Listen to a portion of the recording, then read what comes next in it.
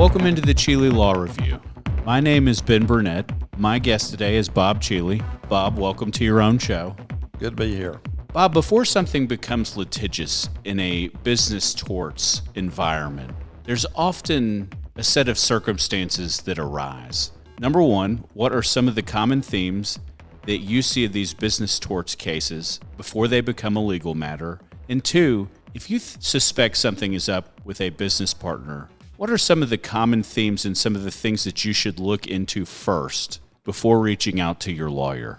One of the things that a business partner should do is take a look at the outside businesses that their company does historically business with, and if those are changing and maybe moving away or pulling away, it's time to ask some questions, maybe of those third-party customers or relationships, particularly if you've got someone else, your partner, that's been dealing with those relationships. So that needs to be closely scrutinized. Number two is they need to take a look at the finances, stay on top of that each month, see where the expenses are, if there's suspicious activity involving major expenses that are showing up for the first time. And so just because a person is not the CFO in a company doesn't mean that they're not entitled to closely look at and ask questions about the financials of the company. And that needs to be something that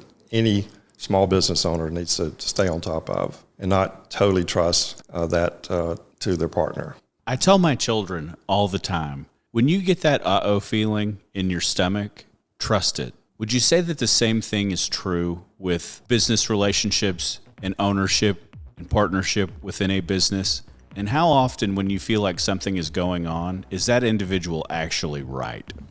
I think it is important to trust your gut. It's it's just like being in a marriage. One spouse can tell if something's not right. Typically, it's the woman because she has a better radar typically than the man in the marriage. I know that's the situation with me and my wife. We've been married for 41 years.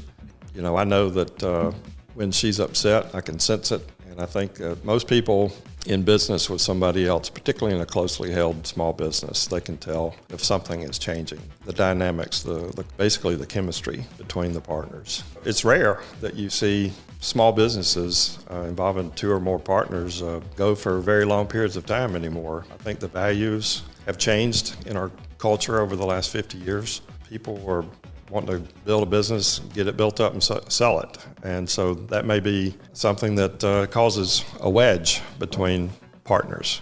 One partner may not want to sell, whereas the other one does. And so those are the kind of things that you got to trust your gut on.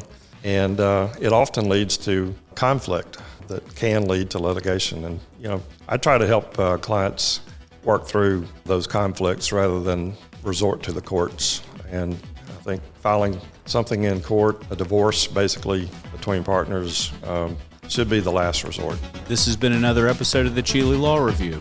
See you guys next week.